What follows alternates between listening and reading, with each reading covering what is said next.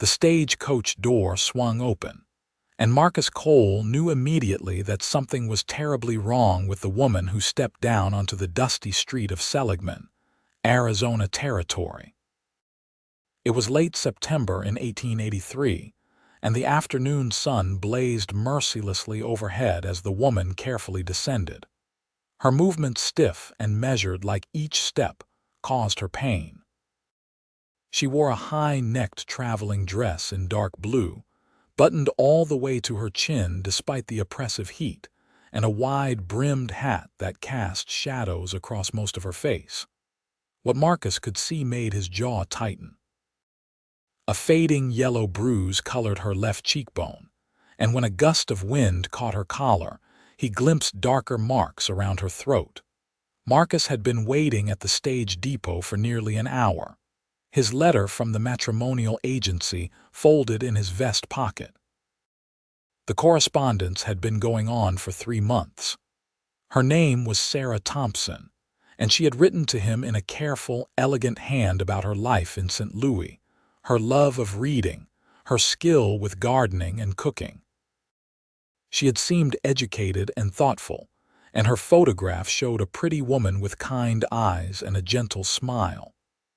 They had agreed she would come west to marry him, to start a new life on his ranch 15 miles outside of town. What she had not mentioned in any of her letters was whatever hell she had been living through that had left those marks on her skin. Marcus stepped forward, removing his hat. He was a tall man, just past 30, with sun-bronzed skin and dark hair that needed cutting. His blue eyes were steady and honest, and right now they were filled with concern he could not hide. "Miss Thompson," he asked quietly. She turned toward him, and he saw her flinch slightly before controlling the reaction. Up close, the bruises were worse. Another one darkened her right temple, half hidden by her hair. Her lower lip had a healing split at one corner, but her eyes, they were remarkable despite everything. Hazel green, intelligent, and currently filled with apprehension as she looked him over. "Mr. Cole," she said, her voice barely above a whisper. "Yes, I am Sarah Thompson." "Welcome to Seligman," Marcus said gently. He wanted to ask what happened, who had hurt her, but the exhaustion in her eyes stopped him. "The wagon is just over here. I know you must be tired from the journey." "Thank you," she murmured. She had one small trunk and a carpet bag. Marcus moved to collect them, noting how light the trunk was. Whatever life she had left behind, she had not brought much of it with her. As he loaded her belongings into the wagon, he was acutely aware of her standing several feet away, her hands clasped tightly together. When he offered his hand to help her up onto the wagon seat, she hesitated for a fraction of a second before taking it. Her fingers were ice-cold despite the heat, and they trembled in his grasp. They rode in silence for the first mile, the wagon wheels crunching over the hard, packed dirt road. The landscape stretched out around them, all red rock and scrub brush and endless sky. A hawk circled overhead, riding the thermals. "I should explain," Sarah finally said, her voice still quiet. She was staring straight ahead, not looking at him. "I know I must look frightful. You look like someone hurt you," Marcus said bluntly, "and whoever did it should answer for it."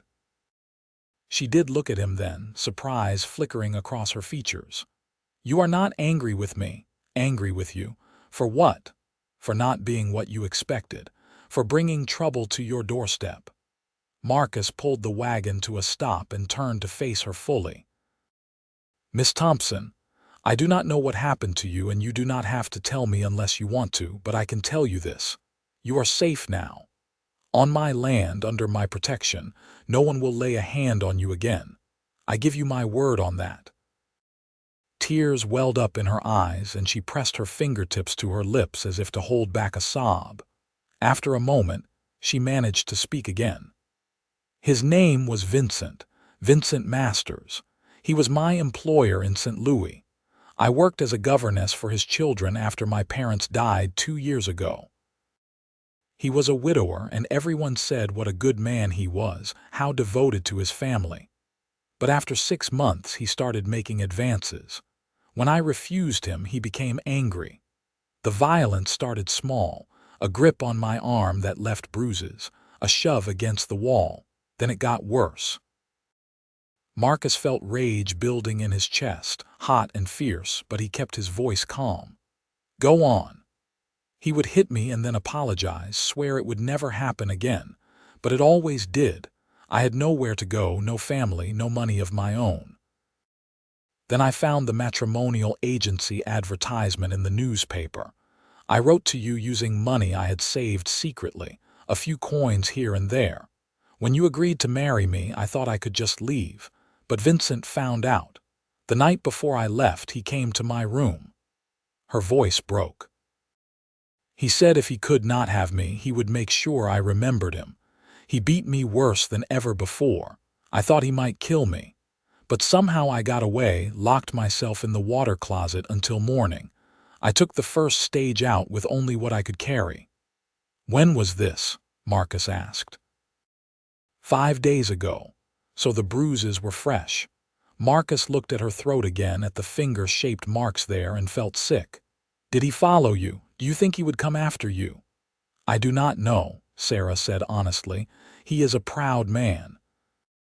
He might consider me not worth the trouble, or he might be enraged that I escaped. I truly cannot say. Marcus picked up the reins again and clicked his tongue to get the horses moving.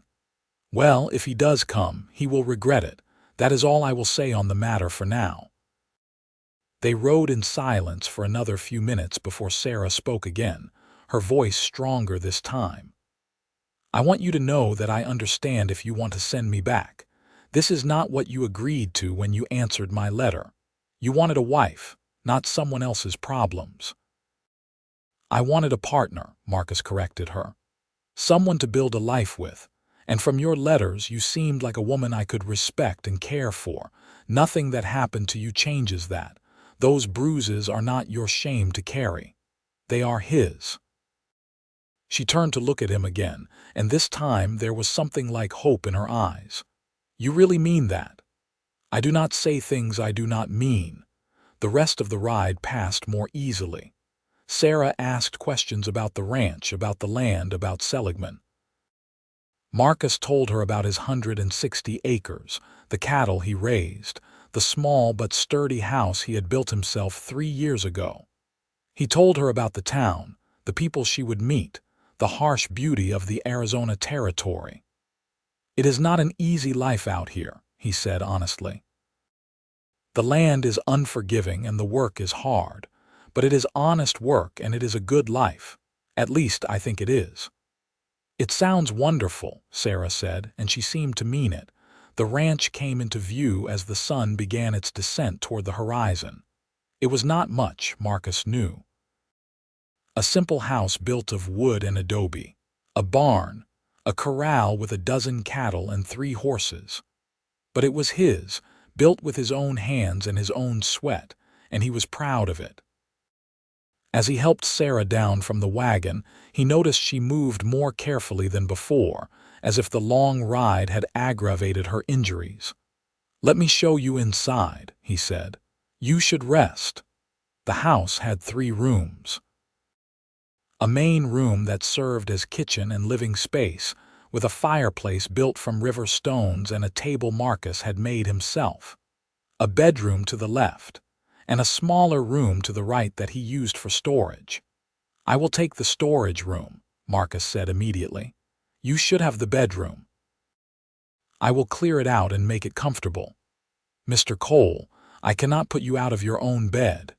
You can and you will, at least until we figure things out properly. We do not have to rush into anything, Miss Thompson. Let us get to know each other first, let you heal. The marriage can wait until you are ready. She looked at him for a long moment, searching his face. You are a good man, Marcus Cole. I do not think I truly believed such men existed anymore. I am just a man, Marcus said, but I try to do right when I can. Over the next few days, they fell into a tentative routine. Marcus did his work around the ranch, tending the cattle, mending fences, the 100 tasks that needed doing. Sarah explored the house and began making it more of a home. She found fabric in town and sewed curtains for the windows. She organized the kitchen and started cooking proper meals instead of the simple fare Marcus had been making for himself. She moved carefully, still healing, but there was a determination in her that Marcus admired. In the evenings, they would sit together and talk. Sarah told him about growing up in Kentucky before her family moved to St. Louis. She spoke of her mother who had taught her to read, her father who had been a schoolteacher. She talked about her love of books, particularly novels by Mr. Dickens and Miss Austen. Marcus told her about his own childhood in Texas, about the war that had taken his father, about coming west to start fresh and finding this land that spoke to something deep in his soul. They did not speak of Vincent Masters, but his shadow hung over everything.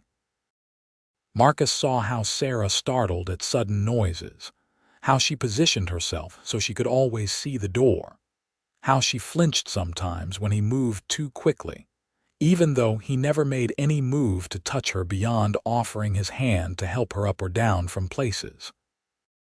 It was on the 5th day after her arrival that Marcus rode into town for supplies. He was loading sacks of flour and cornmeal into the wagon when Sheriff Tom Watson approached him. "Marcus," the sheriff said, touching the brim of his hat. He was a lean man in his 50s with sharp eyes and a reputation for fairness. "Heard you got yourself a bride from back east." "Word travels fast," Marcus said neutrally. "Small town. People talk. They also talk about how she looks like someone used her for a punching bag." The sheriff's tone was careful, watching Marcus's reaction. She had trouble with her employer in St. Louis, a man named Vincent Masters. That is all in the past now. "Is it?" The sheriff leaned against the wagon. "Because just this morning I got a telegram from the St. Louis police, as it happens. They are looking for a woman named Sarah Thompson. Seems her employer reported her for theft. Says she stole money and jewelry before running off. They want to know if anyone out this way has seen her." Marcus went very still. "Theft? That is what the telegram says." "Now, I do not know your lady friend, Marcus, but I have known you for 3 years. You are a straight shooter, so I am asking you straight, is there any truth to these accusations?" "No," Marcus said firmly. "She told me what happened. He hurt her, Sheriff. Badly. Those bruises on her face and throat were not from any robbery gone wrong. He beat her the night before she left, and she barely escaped with her life. Now he is trying to force her back by making her out to be a criminal." The sheriff nodded slowly. "That is what I figured. Men like that, when they lose control over someone, they will do just about anything to get it back. But the law is the law, Marcus. If he presses charges, if he comes out here with the authorities, I will have to bring her in for questioning at the very least." "Over my dead body," Marcus said quietly. "Do not talk like that. Do not make this harder than it has to be." The sheriff pushed away from the wagon. "Look, I am on your side here. I am not about to arrest some woman who clearly got the raw end of things, but you need to be careful. If this Masters fellow shows up, things could get complicated real fast." Marcus finished loading the wagon and drove back to the ranch, his mind churning. When he arrived, he found Sarah in the garden plot behind the house. She had found seeds in the storage room and had spent the morning preparing the soil for planting, even though it was late in the season. She looked up as he approached, and her smile faded when she saw his expression. "What is wrong?" she asked. He told her about the telegram, watching her face go pale. "He is trying to have you arrested. For theft." "No," she whispered. "No, I took nothing from him, just my own belongings and the money I saved from my wages." "I know that. The sheriff knows that too. But Masters is powerful and he is angry. He is going to try to force you back to St. Louis." Sarah sat down hard on the ground, her legs giving out. He will never stop. He will hunt me forever because I dared to leave him. Marcus crouched down beside her. Then I will end it. She looked up sharply. What do you mean?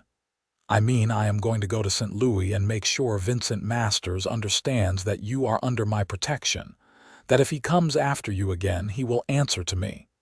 Marcus, no, he is dangerous. He has money and influence. He could have you arrested or worse. And what is the alternative? We wait for him to show up here. We spend the rest of our lives looking over our shoulders. Marcus shook his head. No, this ends now. I am going to take the train to St. Louis and I am going to settle this once and for all. How? Sarah asked, fear and hope warring in her voice. I am going to make him confess what he did to you. Get it in writing if I can. And then I am going to make sure he drops these false charges and leaves you alone permanently. And if he refuses, Marcus's jaw tightened, then I will do what needs to be done. The next morning, Marcus prepared for the journey. The train from Flagstaff to St. Louis would take the better part of a week. He gave Sarah enough money for supplies and told his neighbor, a rancher named Bill Henderson, to check on her while he was gone. Sarah begged him not to go, but he could see in her eyes that she also needed this. She needed to know that Vincent Masters could not control her life anymore. I will come back, Marcus promised her as he prepared to ride to Flagstaff to catch the eastbound train. And when I do, you will be free of him, truly free. Sarah reached out and took his hand the first time she had initiated physical contact with him. Be careful, she whispered, please. I will. He squeezed her hand gently and then released it. Lock the doors at night, keep the rifle loaded. Henderson will check on you every day, you will be safe. It is not me I am worried about, she said. The train journey was long and uncomfortable. Marcus spent the hours staring out at the passing landscape, planning what he would say, what he would do. He had Sarah's description of where Masters lived, his business address downtown. The man owned a textile factory, made his fortune on the backs of immigrant workers who had no choice but to accept his low wages. A pillar of the community, Sarah had said bitterly, St. Louis was bigger and louder than Marcus remembered from his one previous visit years ago. The streets were crowded with carriages and people, the air thick with coal smoke and the smell of the river. He found a modest hotel and took a room, then spent the evening asking careful questions of the staff. Where did the wealthy factory owners live? Which neighborhoods? Which social clubs did they frequent? The next day, dressed in his best suit, Marcus positioned himself outside the gentleman's club, where Vincent Masters apparently spent his afternoons. He waited for 3 hours before a well-dressed man in his mid-40s emerged, laughing with 2 companions. Marcus recognized him from Sarah's description. Tall, handsome in a cold way, with silver threading through his dark hair and an expression of smug superiority. Marcus followed him at a distance. Masters said goodbye to his companions and walked 2 blocks to where a private carriage waited. As he was about to step up into it, Marcus made his move. Vincent Masters, Marcus called out. Masters turned, irritation flashing across his features. Yes, do I know you? No, but I know you. I know what you did to Sarah Thompson. Masters' expression went very still, his eyes calculating. I do not know what that thieving woman told you, but she is a liar and a criminal. If you are harboring her, you are breaking the law.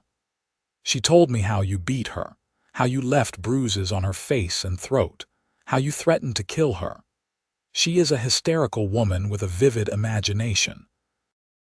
Now, if you will excuse me. Masters started to turn away. Marcus grabbed his arm. I am not done talking to you.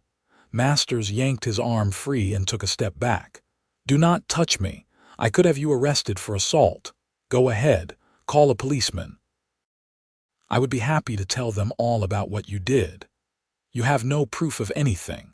It is your word and hers against mine, and I think we both know whose word will carry more weight." Masters smiled coldly. "Go back to whatever dusty hole you crawled out of, Cowboy. Sarah belongs to me, and I will retrieve my property when I am ready." That was when Marcus hit him. It was not something he planned, but hearing Masters call Sarah property snapped something inside him. His fist connected with Masters's jaw, sending the man sprawling backward into the side of his carriage. Masters shouted for help, and suddenly there were people running toward them. Marcus knew he had maybe seconds before this went very badly. He leaned down close to Masters, who was clutching his bleeding mouth. "If you come near her again, if you send the law after her, if you so much as say her name, I will come back here and I will kill you," Marcus said quietly. "That is not a threat. It is a promise. Drop the charges. Leave her alone, or next time I will not just bloody your lip." Then Marcus was running, ducking down an alley and then another, losing himself in the maze of city streets. He made it back to his hotel, collected his belongings, and headed straight for the train station. His knuckles were split and bleeding, and he knew he had just made things infinitely worse. But he could not bring himself to regret it. The return journey felt even longer than the outward trip. Marcus spent the time second-guessing every decision he had made. He had confronted Masters, but had not gotten any kind of confession or agreement. He had assaulted a prominent citizen in broad daylight with witnesses. Masters could now have him arrested as well as Sarah. What had he been thinking? When he finally arrived back in Seligman, nearly 2 weeks after he had left, he was exhausted and discouraged. He borrowed a horse from the livery and rode out to the ranch as the sun was setting. As he approached, he saw lamplight in the windows and smoke rising from the chimney. The sight of it made something ease in his chest. Home. Sarah must have heard the horse because she came out onto the porch before he had even dismounted. In the lamplight, her bruises had faded to barely visible shadows. She looked healthier, less fearful than she had when she first arrived. "Marcus," she breathed, and then she was running toward him. He caught her as she threw her arms around him, and for a moment they just stood there holding each other. She was shaking, and he realized she was crying. "I thought you might not come back," she said against his chest. "I thought he might have hurt you or had you arrested." "I am all right," Marcus said, though his split knuckles said otherwise. "Come inside. We need to talk." Over coffee at the kitchen table, he told her everything. How he had confronted Masters, how he had hit him, how he had run. "I did not get what I wanted," he admitted. "I did not get him to confess or drop the charges. I just made him angry, which was probably the worst thing I could have done." To his surprise, Sarah reached across the table and took his injured hand gently in hers.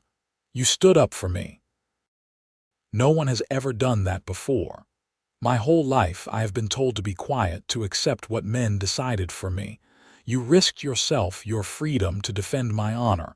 That means everything to me." "Sarah," Marcus said quietly, "I need to tell you something. When I was in St.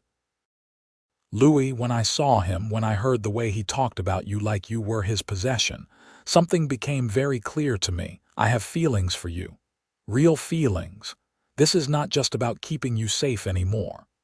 She looked up at him, her hazel eyes searching his face. "I have feelings for you too. I think I started having them before I even met you, just from your letters. You were kind and honest, and you treated me like a person, not property or a convenience. And then when I arrived and you did not turn me away despite how I looked, when you offered me safety without demanding anything in return, I knew you were special. I want to marry you for real," Marcus said. "Not just as an arrangement. I want you to be my wife in every sense. But only if that is what you want too." "It is," Sarah said softly. "It is what I want."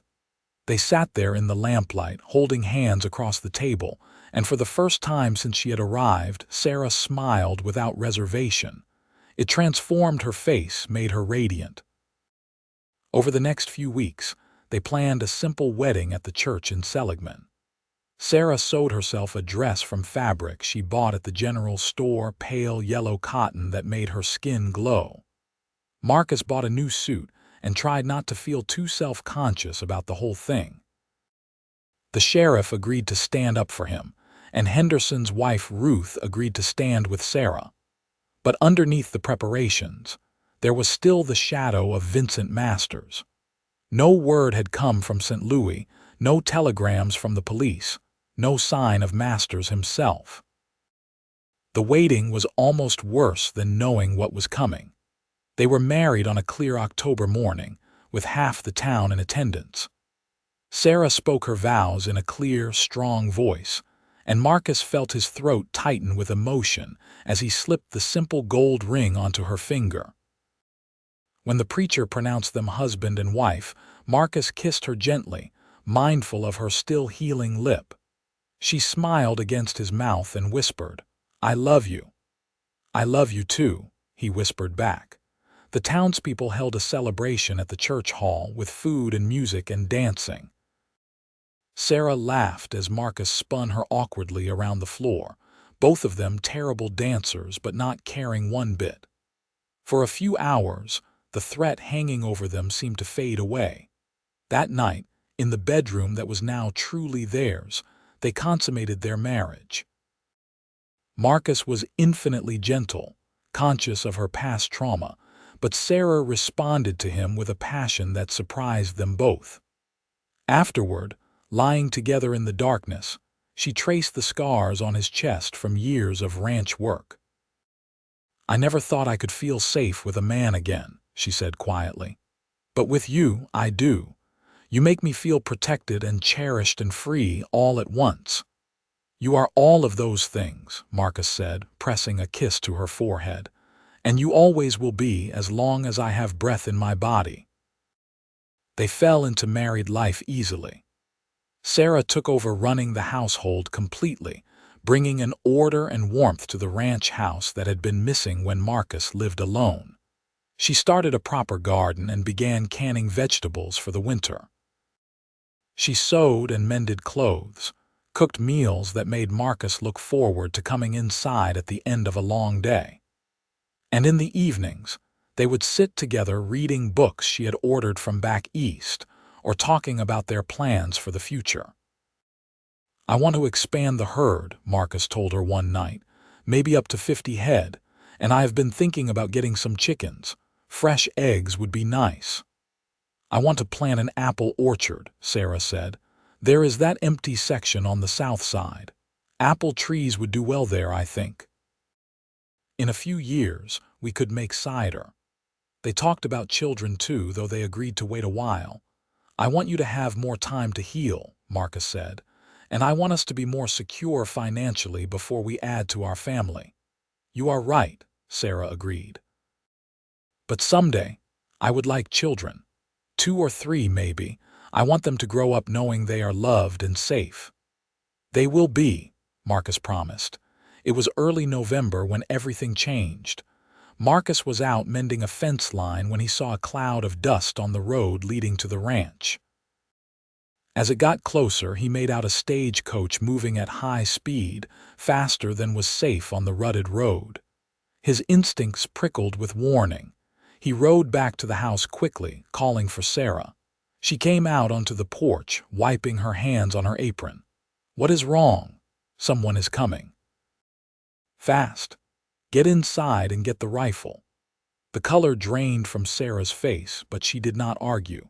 She disappeared inside as Marcus positioned himself in front of the house, one hand resting on the revolver at his hip. The stagecoach pulled up in a cloud of dust, and before it had fully stopped, a man jumped out. Vincent Masters. He looked older than Marcus remembered, haggard and wild-eyed, and he was holding a pistol. "Where is she?" Masters demanded, looking around frantically. "Where is Sarah?" "She is not your concern anymore," Marcus said, his voice deadly calm. "Get back in that coach and leave my property." "She is mine," Masters shouted. "She belongs to me. I made her what she is, I gave her everything, and she ran away like a coward thief." "You beat her half to death," Marcus said. "You terrorized her. The only thing you gave her was pain." "I loved her. I gave her a position in my household, my protection, my affection, and she threw it back in my face." Masters was breathing hard, his face red with rage. "I came all this way to bring her home, to give her one more chance. Tell her to come out here right now. No. I will shoot you where you stand." "Maybe," Marcus acknowledged, "but you will not get 2 shots off before I draw and kill you. And even if you do manage to kill me, my wife is in that house with a rifle trained on you right now. So go ahead, Masters. Pull that trigger. See how far it gets you." Masters's hand was shaking, the pistol wavering. "She ruined my life. After she left, after you humiliated me in the street, people started talking, asking questions. Some of my workers came forward, said they had seen me hitting her, heard her crying. My reputation is destroyed. My children will not speak to me, all because of her.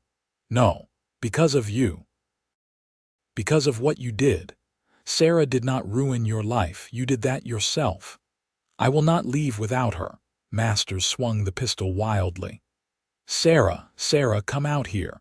We need to talk." The front door opened and Sarah stepped out. She did not have the rifle, Marcus noticed with alarm. She had left it inside, but she stood tall and straight, her chin raised. "Vincent," she said clearly, "go home. Sarah, darling, finally." Masters lowered the gun slightly, his expression shifting to something that might have been meant to look pleading. "Come back with me. I forgive you for running away, I forgive all of it. Just come home and we can forget this all happened." "You forgive me?" Sarah's voice was incredulous. "For what? For surviving, for escaping your violence. I was trying to teach you, to make you understand how much I cared. But I will be better, I swear it. No more discipline, no more punishment. I will give you anything you want, just come back." "I am not coming back. This is my home now. Marcus is my husband. I love him and he loves me in a way you never could. He treats me with respect and kindness. He would never raise his hand to me." Masters's face twisted with rage again. "Him, that dirt poor cowboy, you chose him over me." "Every day for the rest of my life," Sarah said firmly. "Now leave, Vincent. There is nothing for you here. If I cannot have you, no one can." Masters raised the pistol again, this time pointing it directly at Sarah. Everything seemed to happen at once. Marcus drew his revolver and fired, the shot echoing across the prairie. At the same moment, Masters's gun went off. Marcus felt a burning pain in his left shoulder but ignored it, firing again. Masters stumbled backward, clutching his chest. Blood spread across his expensive suit jacket. He looked down at it in disbelief, then up at Sarah. "You were mine," he whispered. Then he fell, collapsing in the dust. Sarah was screaming Marcus's name. He realized he was on his knees, his left arm hanging useless at his side. She ran to him, her hands fluttering over him frantically. "You are shot. Oh God, Marcus, you are shot." "Get the stagecoach driver," Marcus managed. "Need to get to town, to the doctor." Sarah ran to the stagecoach. The driver, an older man who had been cowering in his seat during the entire confrontation, scrambled down. "Is he dead?" the driver asked, gesturing to Masters. Sarah crouched by Masters's body, checking for a pulse. After a moment, she looked up and nodded. "Yes. He is dead.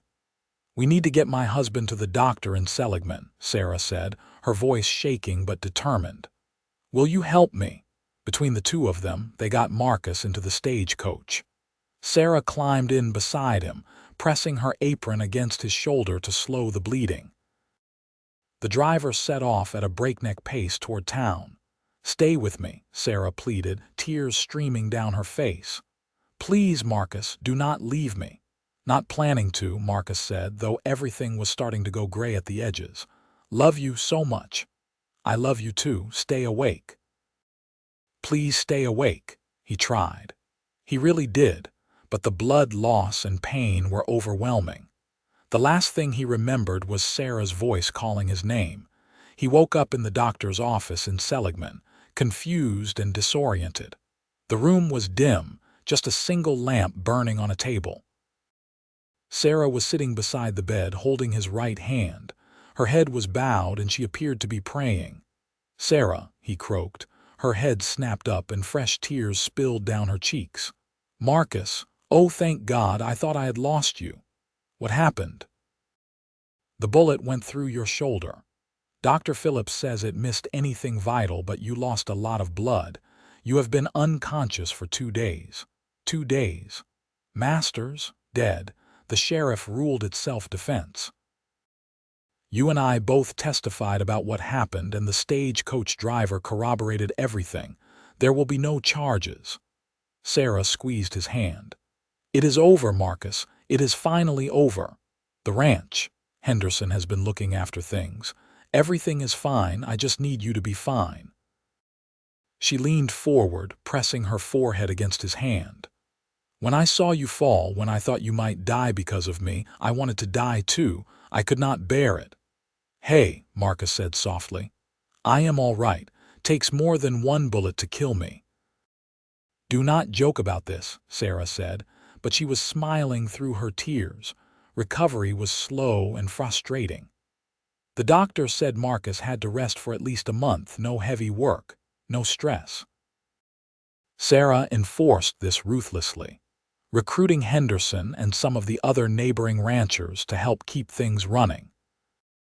She appointed herself Marcus's nurse, changing his bandages, making sure he took the medicine the doctor prescribed, bullying him into staying in bed even when he felt restless and useless. "You took a bullet for me," she said when he complained. "The least you can do is let me take care of you now." So he let her. And slowly, as the days passed and he healed, he realized something. This was what it meant to be married, to be partners. It was not just the romantic moments or the passionate nights. It was this: the daily care, the steady presence, the shared burdens. Sarah had been terrified and traumatized when she arrived, and he had offered her shelter. Now he was vulnerable and in pain, and she was offering him the same. By December, he was back on his feet, though his left shoulder would never be quite the same.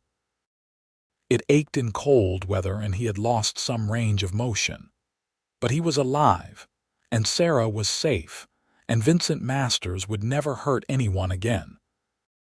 They celebrated their first Christmas together with a small tree that Marcus cut from the high country, decorated with strings of popcorn and dried oranges Sarah made. She gave him a new leather-bound journal for recording ranch business. He gave her a locket on a gold chain with both their initials engraved inside. "It is perfect," she said, fastening it around her neck. "I will never take it off." That night, lying together in front of the fireplace, Sarah said, "I have been thinking. I would like to start trying for a baby. If you think we are ready." Marcus looked down at her, this woman who had come to him broken and afraid and had somehow made him whole in the process. "I think we are ready. I think we are more than ready." The winter passed peacefully. Marcus's shoulder healed as much as it was going to. Sarah's garden lay dormant under the occasional snow, waiting for spring. They spent the long evenings planning improvements to the ranch, dreaming about the future. And by February, Sarah's monthly courses had stopped. "I am with child," she told Marcus one morning, her eyes shining. "I am certain of it." He swept her up in his arms, spinning her around despite her laughing protests. "We are going to be parents," he said wonderingly. "We are going to have a family." The pregnancy progressed smoothly. Sarah bloomed with it, her skin glowing, her happiness evident in everything she did. She sewed tiny clothes and blankets. Marcus built a cradle from oak wood, sanding it until it was smooth as glass. They argued pleasantly about names, each vetoing the other's suggestions until they agreed on a short list. In October of 1884, Exactly 1 year after their wedding, Sarah went into labor. Ruth Henderson came to help, having experience with 7 births of her own. Marcus paced frantically outside the bedroom for hours, listening to Sarah's cries and feeling helpless. Finally, just before dawn, he heard a new sound, a baby's wail. Ruth opened the door, beaming. "You have a son, Marcus, a healthy baby boy." He rushed inside. Sarah was propped up against the pillows, exhausted but radiant, holding a tiny bundle. "Look," she whispered. "Look what we made." Marcus looked down at his son, at the tiny red face and waving fists, and felt his heart expand in ways he had not known were possible. "He is perfect. You are perfect." They named him Thomas, after the sheriff who had stood by them through everything. Little Thomas Cole grew quickly, a happy baby with Sarah's hazel eyes and Marcus's dark hair. The ranch prospered too. Marcus expanded the herd as planned, and Sarah's garden produced abundantly. They were not wealthy, but they were comfortable and content. When Thomas was 2, Sarah became pregnant again. This time she delivered a daughter whom they named Grace. Then, 2 years after that, another son named James. The house that had once seemed too large for just Marcus felt perfectly sized for their growing family. The children grew up strong and free, roaming the Arizona territory with the confidence of those who know they are loved. Thomas turned out to be a natural with the cattle, even as a young boy. Grace had her mother's love of reading and her father's determination. James was the wild one, always climbing things and getting into mischief. Sarah and Marcus grew older together, weathering good years and bad, droughts and floods, illness and health. Sarah's hair gained threads of silver at the temples. Marcus's shoulder ached more on cold mornings. But the love between them only deepened with time. They never spoke much about Vincent Masters. That chapter of their lives was closed, a darkness that had been left behind. But sometimes, on quiet evenings, Sarah would touch the faint scars on her throat, now barely visible, and Marcus would reach for her hand. "You saved me," she would say. "We saved each other," he would reply. By the time they had been married 20 years, Seligman had grown from a rough frontier town to a proper community with a school and a church and paved Main Street. Marcus and Sarah were respected members, known for their steady reliability and their kindness. Sarah taught Sunday school and organized charity drives. Marcus served on the town council and mentored younger ranchers. Their children grew into fine adults. Thomas took over more and more of the ranch work, eventually building his own house on the far section of the property. Grace became a teacher at the Seligman schoolhouse and married a young lawyer who set up practice in town. James joined the cavalry and wrote long letters home about his adventures in the territories. Marcus was 53, and Sarah was 48 when they became grandparents for the first time. Grace delivered a healthy baby girl whom she named Sarah, after her mother. Holding his granddaughter for the first time, Marcus marveled at how life continued, how love multiplied across generations. One evening, sitting on the porch and watching the sunset paint the sky in shades of orange and purple, Sarah leaned her head on Marcus's shoulder. "Do you ever regret it?" she asked. "Answering that letter from the matrimonial agency, taking a chance on a stranger." Marcus wrapped his arm around her and pulled her close. "Not for a single moment. You are the best thing that ever happened to me. Even with all the trouble I brought, especially with all the trouble you brought, you made me see what really matters. You gave me a family, a home, a purpose beyond just existing. You taught me what love really means." Sarah smiled and kissed him softly. "You taught me the same. When I stepped off that stagecoach, I was so broken I did not think I could ever be whole again. But you put me back together with patience and kindness and love. You never demanded anything from me, never tried to control me. You just loved me, and that was enough." They sat in comfortable silence as the stars began to emerge. Somewhere in the house behind them, they could hear Thomas and his new wife laughing in the kitchen. Grace's baby was probably sleeping in the cradle Marcus had built so many years ago, the same one all three of his children had used. "I want to grow old with you," Sarah said quietly. "I want to sit on this porch 30 years from now and watch our great-grandchildren play in that yard. I want to hold your hand when my time comes and know that I lived a good life because you were in it." "You will," Marcus promised. "I am not going anywhere. We have a deal, you and I. We are in this together until the very end." And they were. As the years continued to pass, as Seligman grew and changed, as the old century gave way to the new, Marcus and Sarah remained constant. Their love was not the passionate whirlwind of a dime novel. It was steadier, deeper, rooted in mutual respect and genuine partnership. They argued sometimes, as all couples do, but they always reconciled. They faced hardships together, bad harvests and illness and the deaths of friends. And they celebrated joys together, the births of more grandchildren, the success of their children, the simple pleasure of morning coffee shared in companionable silence. When Marcus turned 65, Thomas threw them a party to celebrate both his father's birthday and his parents' 32nd wedding anniversary. The whole town seemed to turn out, gathering at the ranch that had become something of a landmark.